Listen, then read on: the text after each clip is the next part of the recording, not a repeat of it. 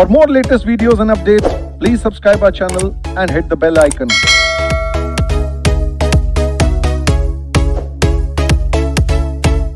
तो वही एक बार इस पूरे चैप्टर को रिवाइज करेंगे। लास्ट क्लास में मैंने कहा था कोई बच्चा अगर स्टेज पर आके इस चैप्टर की रिवीजन कराना चाहे तो you have that opportunity. Anyone? आ जाओ। हाँ जी, जितना भी आप करा पाओ आ जाओ, आ जाओ। ऋषिता सेक्शन 17 ने बस इतना कहा है कि मेंबर कभी भी कंपनी से अगर मेमोरेंडम की, आर्टिकल की या सेक्शन 117 होता है उसमें कुछ एग्रीमेंट्स आते हैं, उनकी कॉपी अगर मांगता है तो कंपनी 7 दिन में फर्निश करेगी। सिंपल। चलिए आ जाओ, आ जाओ, आ जाओ, आ जाओ। अरे बस बस बी सक्सेसफुल यार, क्या बात है। अच्छा, नाम क्या आपका? सौरभ। चलो जी, सौरभ रिवीजन कराएगा। कोई और बच्चा भी जो ज्वाइन करना चाहेगा सौरभ को? हाँ जी, एनीबडी एल्स? या कोई और जो स्टेज पर आके रिवीजन कराना चाहे चैप्टर 2 की? कोई और नहीं, मतलब पूरी रिवीजन सौरभ को ही करानी है? जितना भी करा पाओगे, कोई नहीं, 7 तो मैं हुई, जितने भी सेक्शंस आप कवर कर पाएंगे। No one else? कोई भी नहीं? अरे नलायकों, कोई तो होगा। चलो हाँ जी ऋषिता, सेक्शन 117 हम बाद में पढ़ेंगे, एग्जैक्टली होता क्या है that we will study later on. चलो 7 आप भी देना। सौरभ क्या चाहिए आपको? कॉम्पैक्ट बुक लगा दूं स्क्रीन पे? चलो स्टार्ट करते हैं। अगर आप बोलते जाओ, लिखता मैं जाऊंगा, ठीक है? कॉम्पैक्ट बुक यहाँ पे लगी हुई है आपकी, अगर इसकी हेल्प चाहिए तो मेरे को बताते चलना। पहले सेकंड चैप्टर है इनकॉर्पोरेशन, उसमें हमने पहले सबसे पहले माइक थोड़ा सा पास रखना बस। सबसे पहले हमने पढ़ा प्रोमोटर कौन होता है। प्रोमोटर सेक्शन 2 क्लॉज 69 में डिफाइन कर रखा है। प्रोमोटर एक वो पर्सन है जो जिसका नाम एनुअल रिटर्न या प्रोस्पेक्टस में कंपनी ने दे रखा है, और सेकंड जो कंट्रोल है जिसका अफेयर्स पे कंपनी के, और थर्ड जिसकी डायरेक्शन से board of director are custom to act. लेकिन सब सेक्शन सी जो इसका है वो प्रोफेशनल कैपेसिटी में अगर कोई काम करता है उस पर अप्लाई नहीं होता। उसके बाद जो प्रमोटर होता है उसका कंपनी के साथ एक फिड्यूशरी रिलेशनशिप होता है, मतलब रिलेशनशिप ऑफ ट्रस्ट का, और इसका मतलब कि उसको फुल एंड फेयर डिस्क्लोजर करना है कंपनी के सारे, और कोई सीक्रेट प्रॉफिट नहीं बनाना है। उसके बाद अगर प्रमोटर कोई कंपनी के इनकॉर्पोरेट होने से पहले कोई पहले कॉन्ट्रैक्ट करता है, जैसे कोई सीए के साथ अगर कोई कॉन्ट्रैक्ट कर रहा है तो उसको हम प्री इनकॉर्पोरेशन कॉन्ट्रैक्ट बोलते हैं। तो इसके लिए प्रमोटर लायबल होता है। लेकिन अगर 5 केस फुलफिल हो गए तो उस केस में कंपनी लायबल होती है। 5 केस स्पेसिफिक रिलीफ एक्ट के सेक्शन 15 एंड 19 में मेंशन है। वो 5 केस है, अगर वो कॉन्ट्रैक्ट कंपनी इनकॉर्पोरेट होने से पहले हुआ, सेकंड वो प्रपोज कंपनी के लिए हुआ, थर्ड वो नेसेसरी हो कंपनी के लिए, फोर्थ कंपनी ने उसको अडॉप्ट किया, और फिफ्थ उसको थर्ड पार्टी ने को कम्युनिकेट कर दिया। इस केस में अगर फुलफिल हो गया तो कंपनी लायबल होगी, वरना प्रमोटर लायबल होगा। अच्छा, ऑडिबल सबको है? आवाज में कोई दिक्कत नहीं? चलो उसके बाद सेक्शन 3 आया। सेक्शन 3 बताया फॉर्मेशन ऑफ कंपनी का। तो इसमें अगर पब्लिक कंपनी तो मिनिमम 7 मेंबर होना चाहिए, प्राइवेट कंपनी तो मिनिमम 2 मेंबर होना चाहिए, ओपीसी कंपनी तो मिनिमम 1 मेंबर होना चाहिए। एक ही मेंबर होना चाहिए, मिनिमम नहीं, एक ही मेंबर होगा। एक ही मेंबर होगा। उसके बाद कंपनी 3 तरीके से हो सकती है, limited by shares, limited by guarantee और अनलिमिटेड कंपनी। लेकिन आईएफएससी कंपनी जो है वो सिर्फ लिमिटेड बाय शेयर्स हो सकती है। उसके बाद हमने ओपीसी के बारे में पढ़ा। ओपीसी में हमने पढ़ा कि जो मेंबर होता है उसको एक कंपनी को आईएनसी 32 फॉर्म देना पड़ता है, और नॉमिनी का रिटर्न कंसेंट आईएनसी 3 में जो लिखा होता है वो कंपनी को देना होता है, आरओसी को, और आरओसी उसको एमओए में मेंशन कर देती है। उसके बाद हमने पढ़ा नॉमिनी चाहे तो विड्रॉ भी कर सकता है अपना कंसेंट। विड्रॉ करने के लिए उसको कंपनी और मेंबर को इंटीमेट करना होगा, और मेंबर जो है वो कंपनी को इंटीमेट करेगा 15 दिन में आईएनसी 3 फाइल करके, और कंपनी जो है वो आरओसी को इंटीमेट करेगी 30 दिन में आईएनसी 3 और आईएनसी 4 भर के। उसके बाद जो नॉमिनी मेंबर है वो भी नॉमिनी चेंज कर सकता है, वो चाहे फिर उसको कंपनी को आईएनसी 3 फॉर्म देना पड़ेगा, और कंपनी को आरओसी को इंटीमेट करना पड़ेगा 30 दिन में आईएनसी 3 और आईएनसी 4 देके। उसके बाद कभी मेंबर की डेथ हो जाए, और इनकैपेबल टू कॉन्ट्रैक्ट जाए, उसमें नॉमिनी बन जाएगा मेंबर। नॉमिनी को नए मेंबर का नाम कंपनी को बताना पड़ेगा 15 दिन के अंदर, और कंपनी फिर आरओसी को बताएगी। उसके बाद ओपीसी का रूल 3 में थोड़ी चीज लिखी हुई थी। उसमें पहला है जो मेंबर और नॉमिनी है वो सिर्फ एक नेचुरल पर्सन हो सकता है जो इंडियन सिटीजन हो, और जो इंडियन सिटीजन हो, रेजिडेंट होना जरूरी नहीं है। लेकिन रेजिडेंट की वैसी डेफिनेशन ये है कि जो 120 दिन ऐसे ज्यादा इंडिया में रहा हो प्रीसीडिंग फाइनेंशियल ईयर में। उसके बाद एक जो पर्सन है वो सिर्फ एक ओपीसी का मेंबर हो सकता है ज्यादा, और एक जो पर्सन है वो एक ओपीसी का नॉमिनी हो सकता है। लेकिन एक पर्सन एक ओपीसी का नॉमिनी और मेंबर भी हो सकता है। लेकिन अगर उस केस में नॉमिनी उसके दूसरे ओपीसी में मेंबर बन गया, की डेथ हो जाए, तो फिर जो नॉमिनी जब मेंबर बन जाता है तो उसको 180 डेज में उस सिचुएशन को करेक्ट करना पड़ेगा। उसके बाद हमने पढ़ा कि ओपीसी में थोड़े रिस्ट्रिक्शंस है कि माइनर जो है वो ना मेंबर बन सकता है, नॉमिनी बन सकता है। और सेकंड केस में जो ओपीसी है वो सेक्शन 8 कंपनी में कन्वर्ट नहीं हो सकती, और जो ओपीसी है वो एनबीएफसी नहीं, non banking financial investment activities नहीं कर सकती। वेरी उसके गुड। बाद ओपीसी जो है वो प्राइवेट कंपनी या पब्लिक कंपनी में कन्वर्ट हो सकती है, कोई ईयर की लिमिटेशन नहीं है, पहले थी 2 साल, उसके बाद वो कन्वर्ट हो सकती है। उसमें उसको रेजोल्यूशन पास करना पड़ेगा सेक्शन 122 में, और सेकंड उसको मिनिमम नंबर ऑफ डायरेक्टर और मिनिमम नंबर ऑफ मेंबर में कंप्लाई करना पड़ेगा, और सेक्शन 18 को कंप्लाई करना पड़ेगा, और आईएनसी 6 भरना पड़ेगा। उसके बाद एक प्राइवेट प्राइवेट कंपनी भी कंपनी ओपीसी में भी कन्वर्ट हो सकती है, उसमें उसको स्पेशल रेजोल्यूशन पास करना पड़ेगा और एनओसी पास करना पड़ेगा। एनओसी में हमें क्रेडिटर्स और मेंबर्स की कंसेंट चाहिए होगी, और उसके बाद वो आईएनसी 6 भर के हो सकती है कन्वर्ट। उसके बाद हमने पढ़ा एक सेक्शन 3 है, सेक्शन 3 में ए में बता रखा था कि कंपनी में मेंबर्स की लाइबिलिटी हो सकती है अगर मिनिमम नंबर ऑफ मेंबर से कम हो जाए, रिड्यूस हो जाए, और 6 महीने से ज्यादा कंपनी काम करते रहे, प्रोवाइडेड जो सारे मेंबर्स है वो कॉग्निसेंट हो उस फैक्ट के कि हाँ कंपनी में जो मेंबर से कम हो गए। लेकिन अगर कोई मेंबर नहीं है उस चीज के फैक्ट में, तो उसको फिर लायबल नहीं होगा अगर वो कॉग्निसेंट नहीं है। और कौन सी लाइबिलिटीज के लिए मेंबर लायबल होंगे? होल डेप्स के लिए। कौन से डेट्स जो कब इनकर किए गए हो? 6 मंथ्स के बाद। बहुत अच्छे। अगला और सेक्शन 4। उसके बाद सेक्शन 4 है एमओए में। एमओए में ऑब्जेक्ट्स लिखे होते हैं, उसमें बहुत सारे क्लॉज होते हैं, जैसे नेम क्लॉज। नेम क्लॉज में अगर पब्लिक लिमिटेड कंपनी तो उसमें लिमिटेड वर्ड आखिर में आना चाहिए, प्राइवेट लिमिटेड है तो प्राइवेट लिमिटेड आखिर में आना चाहिए, और सेक्शन 8 कंपनी तो कोई उसमें वो नहीं है।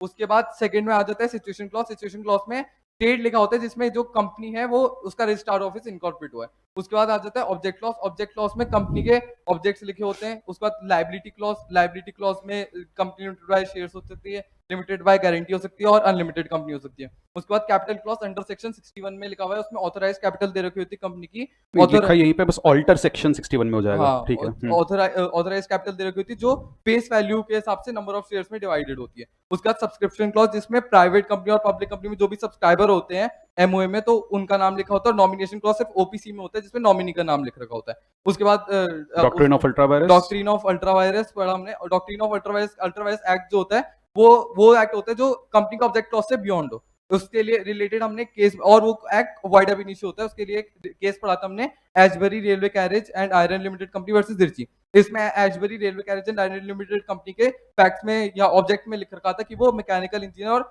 जनरल कॉन्ट्रैक्ट में एंटर कर सकती है। लेकिन जो एशबरी रेलवे कैरेज ने उसने रिची को फाइनेंस के लिए कॉन्ट्रैक्ट दिया, तो उसमें बाद में ये रूल ऑफ एडजुडिटम जनरस लगा, और इससे ये पता चला कि जो जनरल कॉन्ट्रैक्ट है वो अपना कलर ड्रॉ करती है मैकेनिकल इंजीनियर कॉन्ट्रैक्ट से, तो वो फाइनेंस कॉन्ट्रैक्ट के लिए जो कंपनी है वो लायबल नहीं होगी। बहुत बढ़िया। फिर आ जाओ नेम क्लॉज पे। किसी भी कंपनी का नामकरण करते वक्त 4 बातों का ध्यान रखना है। अगर नाम इनका करते हो तो उसमें 4 बातों का ध्यान रखना होता है। पहला आइडेंटिकल ना हो किसी से, दूसरा ऑफेंसिव ना हो लॉ में, तीसरा अनडिजायरेबल ना हो गवर्नमेंट के ऊपर से, और वर्ड्स जो सीजी के अप्रूवल के बाद ही हम यूज कर सकते हैं। उसके बाद अगर कोई नई कंपनी इनकॉर्पोरेट होती है तो उसको स्पाइस प्लस करना होता है, स्पाइसफुल फॉर्म भरना होता है, और अगर पुरानी कंपनी कोई करी होती है तो रन करना होता है, रन रिजर्व यूनिक नेम। और उसके बाद हमें अगर स्पाइस प्लस भरा है तो 20 दिन के लिए नाम रिजर्व हो जाएगा। लेकिन अगर जो वो है वो 1000 रुपीज दे दे 20 दिन के होने से पहले तो वो 40 दिन के लिए हो जाता है, और 2000 रुपीज दे दे 40 दिन होने से पहले तो 60 दिन के लिए हो जाता है। लेकिन अगर 20 दिन होने से पहले 3000 दे दो तो 60 दिन के लिए हो जाता है, और रिजर्व यूनिक नेम जो है वो 60 दिन के लिए रहता है,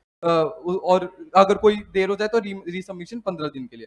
उसके बाद अगर कोई कंपनी जो है वो इनकॉर्पोरेट हुई, अगर किसी कंपनी ने गलत जानकारी देके आपने नाम रिजर्व कराया, हाँ, फर्निशिंग अपनी फॉल्स इन्फॉर्मेशन में, तो अगर कंपनी इनकॉर्पोरेट नहीं हुई या हो गई, तो अगर कंपनी इनकॉर्पोरेट नहीं हुई तो उसका रिजर्व नेम कैंसिल कर देंगे और 1 लाख तक की फाइन लग सकती है मेंबर्स पे। अगर कंपनी इनकॉर्पोरेट हो गई है तो आरओसी जो इसको टाइम देगी, और उसको टाइम देगी, और अगर नहीं क्या उसने कितने महीने में उसको नाम चेंज 3 करना महीने होगा? बाईपासिंग ओआर देगी, और वाइंड अप स्ट्राइक ऑफ कर सकती है कंपनी का नाम, या वाइंड अप कर सकती है। लेकिन अगर कंपनी ने सही इन्फॉर्मेशन दी लेकिन तब भी सही इन्फॉर्मेशन नहीं लग रही, तो सेक्शन 16 बताता है रेक्टिफिकेशन ऑफ कंपनी का नेम। तो उसमें सीजी जो है वो बाय सुओ मोटो कंपनी का नाम चेंज कर सकता है। सुओ मोटो में 3 मंथ बाईपासिंग ओआर कंपनी को नाम चेंज करना पड़ेगा, और अगर रजिस्टर्ड प्रोवाइडर ऑफ ट्रेडमार्क हो तो उसमें 3 साल तक अगर उन्होंने कंप्लेंट कर दी तो फिर सीजी कंपनी को कंपेल कर सकती है 3 महीने बाईपासिंग ओआर जिसे नाम चेंज करते हैं। लेकिन अगर कंपनी ने तब भी नहीं किया तो फिर उस केस में कंपनी का नाम जो है वो ORDNC plus year of non compliance plus serial number plus SIN number उनका नाम हो जाएगा, और ये नाम रहेगा। लेकिन अगर कंपनी चाहे तो उसको चेंज भी कर सकती है अगर वो स्पेशल रेजोल्यूशन पास करते सेक्शन 13 में, और स्पेशल रेजोल्यूशन और सीजी का अप्रूवल ले ले। तो उस केस में कंपनी अपना नाम चेंज कर सकती है, लेकिन तब भी अगर नहीं कर सकती अगर उन्होंने अपना एनुअल रिटर्न डिफॉल्ट कर रखी है और अपने फाइनेंशियल स्टेटमेंट और डिपॉजिटरी और डिबेंचर्स का डिफॉल्ट कर रखा और है। एक और चीज आ जाती है, सीजी का अप्रूवल 2 केसेस में आपको लेने की जरूरत नहीं हाँ, होती। अगर प्राइवेट कंपनी प्राइवेट हटाना है लगाना है, बहुत उसके बाद अच्छा। Situation clause. सिचुएशन क्लॉज में कंपनी का जो स्टेट होता है पहले तो वो मेंशन होता है, उसके बाद हमने बहुत सारे केस पढ़े कि हर कंपनी का रजिस्टर्ड ऑफिस होना मैंडेटरी है। होना और 30 दिन में इनकॉर्पोरेशन के 30 दिन के कौन से अंदर सेक्शन है बोलिए बात? Section 13 section section 12 sorry section 12 बहुत अच्छे। में बोल रही। उसके बाद हमने ये पढ़ा कि अगर रजिस्टर्ड ऑफिस चेंज कर रही है वो कंपनी, तो अगर विद इन सीटीवी है तो सिर्फ बोर्ड रेजोल्यूशन चाहिए, अगर आउटसाइड सीटीवी है तो बोर्ड रेजोल्यूशन के साथ स्पेशल रेजोल्यूशन चाहिए, अगर आरओसी चेंज हो रहा है तो आरडी का अप्रूवल चाहिए और स्पेशल रेजोल्यूशन, और आरडी को ये चीज कंपनी को 30 दिन में बतानी है, कंपनी को आरओसी को 60 दिन में और आरओसी को लास्ट में उसको सर्टिफाई करना है 30 दिन में। बाकी अगर कंपनी का कभी भी नाम चेंज होता है, नए नाम के साथ पुराना नाम कितने साल तक? 2 साल तक यूज करना है, और और अगर OPC है ओपीसी तो? कंपनी तो ब्रैकेट में ओपीसी आना चाहिए। बहुत अच्छा। एंड अगर कंपनी को अपना स्टेट ही बदलना है, स्टेट बदलना है तो ये सेक्शन 13 में भी लिख रखा है, और उसमें अगर स्टेट बदलना है तो सीजी का अप्रूवल भी चाहिए। पर सीजी उस केस में अप्रूवल कितने दिन में देती है? 60 डेज में। और अप्रूवल देने से पहले किसके इंटरेस्ट का ध्यान रखेगी सीजी? क्रेडिटर्स और उसके। चलो देन सीजी के अप्रूवल की कॉपी आप दोनों स्टेट के आरओसी के पास फाइल करोगे, आपका सिचुएशन क्लॉज अल्टर हो जाएगा। और देन ऑब्जेक्ट क्लॉज बताता है कि कंपनी के ऑब्जेक्ट्स के बारे में बताता है। उसके बाद अगर कंपनी ने पब्लिक से पैसा लिया है और उस पब्लिक के नॉर्मली वैसे ऑब्जेक्ट क्लॉज अल्टर करने के लिए हमें क्या चाहिए होता है? बस एसआर पास करना होता है। लेकिन अगर कंपनी ने पब्लिक से पैसा रेज किया और वो एसआर पास करने के बाद उस पैसे को किसी और जगह यूज कर रही है, जो उनका पहले का ऑब्जेक्ट था उसकी जगह कोई और यूज कर रही है, तो उसमें कंपनी को जो डिसेंटिंग शेयर होल्डर है उनको एग्जिट ऑफर देना है और अपने एसआर पास करने के साथ 2 न्यूज़पेपर में उसको सर्टिफाई करना है। बहुत अच्छे। उसके बाद आर्टिकल्स आ जाओ, सेक्शन नंबर 5 सेक्शन बहुत अच्छे। तो आर्टिकल्स में लिख रखा था कि उसके रूल्स और रेगुलेशन, उसके बाद एक प्रोविजन फॉर एंट्रेंचमेंट होता है। प्रोविजन फॉर एंट्रेंचमेंट बताता है कि स्पेशल रेजोल्यूशन के अलावा और भी चीजें जो मोर रिस्ट्रिक्टिव बता दे, मोर रिस्ट्रिक्टिव आर्टिकल्स नॉर्मली अल्टर होते हैं एसआर से, बट आप चाहो तो मोर रिस्ट्रिक्टिव बना सकते हो आर्टिकल्स या उसकी किसी बात को अल्टर करने के लिए। अगर कंपनी इनकॉर्पोरेट कर रही है तब वो कर सकती है, लेकिन अगर कंपनी इनकॉर्पोरेशन के बीच में अगर कोई करती है, इनकॉर्पोरेशन के बाद अगर एंट्रेंचमेंट के बाद तो डालना फिर चाहे, उसमें अगर पब्लिक कंपनी तो एसआर पास करना पड़ेगा, प्राइवेट कंपनी तो ऑल मेंबर से कंसेंट चाहिएगा। और मॉडल आर्टिकल्स में कंपनी के सारी चीजें लिखनी होती है, सारे रेगुलेशन लिखे होते हैं, और मॉडल आर्टिकल्स फॉलो करना मैंडेटरी हमारे लिए, फॉलो करना मैंडेटरी, लेकिन उसमें मॉडिफाई कर सकते हैं हम, कुछ चीज एक्सक्लूड कर सकते हैं, और अगर कुछ नहीं लिखा तो वो हमारे में अप्लाई ऑटोमेटिकली कर जाएगा। बहुत अच्छे। अगली बात doctrine of constructive notice. Doctrine of constructive notice ये बताता है कि अगर कोई आउटसाइडर पर्सन है तो उसको ये डीम माना जाएगा कि उसको उसके एमओए और एओ की इंफॉर्मेशन है। जैसे हमने एक केस पढ़ा था जिसमें 2 डायरेक्टर जो वो बैंक से पैसा रेज कर रहे हैं, तो अगर बैंक जो है बैंक कंपनी डायरेक्टर को पैसे देंगे, तो अगर एमओए में लिख रखा है कि 2 डायरेक्टर से पैसा मिलेगा, लेकिन जो बैंक है उसने सिर्फ एक डायरेक्टर को सुन के ऐसे दे दिए पैसे, तो उस केस में जो कंपनी है वो लायबल नहीं होगी, क्योंकि ये माना जा रहा है कि कंपनी के एमओए में तो लिखा था 2 डायरेक्टर से पैसे रेज करने, लेकिन उसने सिर्फ एक डायरेक्टर से रेज करके, तो उसमें उसको कंस्ट्रक्टिव नोटिस होनी चाहिए थी। बहुत अच्छा। अगला doctrine of indoor management. Doctrine of indoor management कहता है इसमें जो कंपनी है उसको जिसमें जैसे 2 डायरेक्टर से ही ले रखा था, एमओए में लिख रखा और लिखा है कि ओआर पास करना है उसके बाद, लेकिन अगर 2 डायरेक्टर से उसने कर दिया, लेकिन ओआर का उन्होंने नहीं पूछा और एज्यूम कर लिया कि ठीक है ओआर पास हो चुका है, तो उसमें कंपनी के डायरेक्टर्स नहीं कह सकते हमने तो ओआर पास नहीं कर रखा, तो फिर हम तो तुम्हें पैसा नहीं देंगे। तो बीइंग एन आउटसाइडर हम इतना मान के चल सकते हैं कि इंटरनल जितनी भी हो सकते हैं, है ना, लेकिन इसके भी कुछ एक्सेप्शंस हैं। पहला एक्सेप्शन है कि नॉलेज ऑफ इरेगुलरिटी, अगर जो लोन देने वाला बंदा खुद ही कौन था, कंपनी का डायरेक्टर था, फिर वो ही नहीं कह सकता कि मुझे नॉलेज नहीं थी। उसके बाद एक फॉर्जरी का केस था, उस negligence and suspicious transaction and ultra vires and illegal transaction, उसमें भी आपको इंडोर मैनेजमेंट का बेनिफिट नहीं मिलता। देन सेक्शन 14 आ गया था। आर्टिकल को अल्टर करने के लिए आपको क्या चाहिए होता है?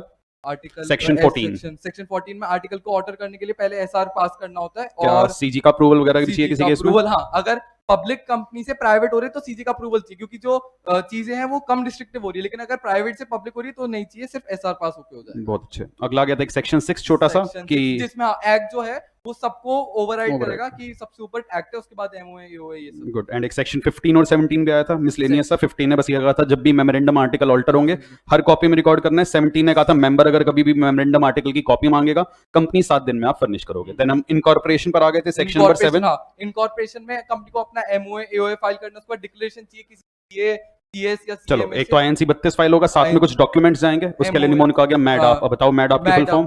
मैडआप की एमओए एओए, उसके बाद डिक्लेरेशन जो चाहिए, उसके बाद एड्रेस फॉर कॉरेस्पॉन्डेंस और पर्टिकुलर सारे डायरेक्टर्स, सब्सक्राइबर्स के। इन सबका पर्टिकुलर चाहिए। ओके, एंड ये सब सही है तो आरओसी में क्या दे देगा? आरओसी अपना सर्टिफिकेट ऑफ इनकॉर्पोरेशन का दे देगा, और ये डेट ऑफ बर्थ होता है एक तरीके से कंपनी का, जिससे कंपनी जब से फॉर्म करती है। लेकिन अगर कुछ डिफॉल्ट था और कंपनी को तब भी सर्टिफिकेट ऑफ इनकॉर्पोरेशन कर दिया तो तब भी कंपनी चलती रहेगी, जिसमें हमने 5 माइनर्स का केस पढ़ा था और 2 जो मेंबर मुसावर से इब्राहिम का केस हाँ। आ गया, जुबली कॉटन में, उस- दैट इट कैसा एविडेंस होगा? प्राइमा ये फेसी conclusive कंक्लूसिव एविडेंस हो जाएगा। ले- और पर क्या कंपनी के अगेंस्ट कोई एक्शन लिया जा सकता है? कंपनी के अगेंस्ट तब एक्शन लिया जा सकता है अगर कंपनी ने कुछ गलत इन्फॉर्मेशन प्रोवाइड किया, फर्निश की है कोई इन्फॉर्मेशन, तो अंडर सेक्शन 447 में उनको लायबल कर सकता है। और सेक्शन 447 में सर ने serious fraud, non serious fraud का पढ़ाया था, जिसमें अगर 1% ऑफ टर्नओवर और 10 लाख का था। Good good good. और उसके बाद एनसीएलटी के एक्शन लिस्ट पे कंपनी के एनसीएलटी अगेंस्ट? कंपनी का लाइबिलिटी अनलिमिटेड कर सकती है, जो डिसीजन को लगे वो सही कर सकती है, रजिस्ट्रार से नाम हटा सकती है, वाइंड अप कर सकती है, ये सारी चीजें बहुत कर सकती है। और लेकिन अपॉर्चुनिटी टू बीइंग हर्ट भी देगी कंपनी को, पहले उनकी ट्रांजैक्शन चेक करेगी और अपॉर्चुनिटी की वो अपना चीजें बता सके कि हमने गलत इन्फॉर्मेशन प्रोवाइड किया नहीं। बहुत अच्छा। और सेक्शन 7 में कंपनी इनकॉर्पोरेट होती है, उसका इफेक्ट क्या होगा? कंपनी क्या बन जाएगी? इफेक्ट होगा वो एक आर्टिफिशियल एग्जिस्टेंस हो जाएगी, सेपरेट लीगल एंटिटी, एक कंपनी जो दूसरे से कॉन्ट्रैक्ट एंटर करेगी वो अपने नाम में एंटर करेगी, परपेचुअल सक्सेशन और बहुत अच्छा। सारे जो। और उसके बाद मेमोरेंडम और आर्टिकल्स का इफेक्ट क्या होगा सेक्शन 10 में? सेक्शन 10 में क्या माना जाएगा? किस किस के साइन है मेमोरेंडम आर्टिकल पर? मेमोरेंडम आर्टिकल्स में सारे सब्सक्राइबर्स और जो भी पर्सन कॉन्ट्रैक्ट एंटर कर रहा है तो माना जाएगा कि एमओयू नहीं, उस पर हर कंपनी के साइन है और हर मेंबर के Members के साइन है। sign तो है। क्या कंपनी मेंबर्स के डिवोर्ड बाउंड है? हाँ, क्या मेंबर्स members कंपनी के डिवोर्ड बाउंड है? क्या मेंबर आपस में नहीं, बाउंड है? आपस में नहीं है और आउटसाइडर से भी नहीं। कंपनी आउटसाइडर्स के डिवोर्ड भी बाउंड नहीं होगी। उसके बाद एक सेक्शन 10A आया था। हाँ, जिसमें हमें ये बताया था कि जब कंपनी इनकॉर्पोरेट होती है तो 180 दिन के अंदर अंदर कमेंसमेंट ऑफ बिजनेस ऐसे नहीं हो सकता, पहले इनकॉर्पोरेट होना है, फिर डायरेक्टर्स को 180 दिन के अंदर अंदर ये बताने कंपनी को कि जो सब्सक्राइबर से पैसा लिया था, मतलब जो सब्सक्राइबर ने अपना शेयर्स लेना एग्री किया था, तो उस वो पर सारा पैसे दे पैसा दिए, मिल आ गया, चुका है। और रजिस्ट्रार ऑफिस एस्टैब्लिश हो गया था सेक्शन 12 में। उसके बाद बहुत अच्छा। सेक्शन 11 हमारा ओमिट हो चुका है, बस सेक्शन 8 और हमने करा इस चैप्टर का अभी तक। Section बता दो 8, सेक्शन हाँ। 8। सेक्शन 8 था, कंपनी जो एनपीओ कंपनी है उनका एक चैरिटेबल पर्पस के लिए अपना बिजनेस करती है और ये प्रोहिबिट करती है अपना डिविडेंड मेंबर्स को नहीं दे सकती, और इनका जो सरप्लस कर रहा जो भी पैसा होता है वो उनको अपने ऑब्जेक्ट में लगाना पड़ेगा। बहुत और अच्छे। इनका जो नाम है इसमें लिमिटेड और प्राइवेट लिमिटेड के ही बेनिफिट्स अपना एग्री करेगी, लिमिटेड लेकिन कंपनी के बेनिफिट्स अगर नाम में वो नाम वर्ड की जरूरत नहीं आएंगे। और ओके। ये इनकॉर्पोरेट होती है जब से सीजी का लाइसेंस मिलता है, और एक न्यू कंपनी भी इनकॉर्पोरेट हो सकती है, एग्जिस्टिंग कंपनी भी अपना नाम मतलब सेक्शन 8 कंपनी में इनकॉर्पोरेट। और अगर एक सेक्शन 8 कंपनी को अपने मेमोरेंडम या आर्टिकल्स ऑल्टर करने हैं, क्या सिर्फ एसआर से हो जाएंगे? सीजी का भी अप्रूवल चाहिए, और अगर कन्वर्ट करना हो सेक्शन 8 कंपनी को नॉर्मल कंपनी में तो उस केस में आपको आरडी का articles अप्रूवल लेना और- पड़ता है, हाँ, एसआर पास करना SR पड़ेगा, और पास आपके करना। जितने एक्यूमुलेटेड प्रॉफिट्स हैं आईपीएफ में IPF ट्रांसफर हो हाँ, जाएंगे। transfer करना अगली बात लास्टली पता चला कि सेक्शन 8 कंपनी सेक्शन की बातों को तोड़ रही है, डिविडेंड बांट रही है, हाँ, तो फिर क्या होगा? उसका अमेलगमेशन हो सकता है कोई सिमिलर नेचर ऑफ फर्म के नहीं, साथ, सबसे पहले सीजी का करेगी, उसका लाइसेंस उसका कैंसिल कर license देगी, revoke करेगी, फिर और उसके बाद सीजी चाहे तो क्या कर वाइंड सकती अप है? कर सकती है, रिवोक उसका अमेलगमेशन कर सकती है। क्या दूसरे अमलगमेशन company किसी नॉन सेक्शन 8 नहीं, कंपनी के साथ? नहीं, किसी कोई ऐसी कंपनी जो सिमिलर नेचर का ऑब्जेक्ट कर रही है, जैसे अगर कोई क्रिकेट का वो कर रही है और एक एजुकेशन का, तो उसमें नहीं कर सकती। और अगर उसका वाइंड अप हुआ तो जितने भी सरप्लस एसेट होंगे उनका क्या होगा? वो आईबीएफ मतलब Insolvency एंड बैंकरप्सी एक्ट में चल जाएगा, फंड में हो फंड जाएंगे। में हो जाएंगे। जोरदार ताली हो जाए एक बार। बहुत बढ़िया, बहुत अच्छे। रुको रुको रुको, बहुत अच्छे, बहुत अच्छे।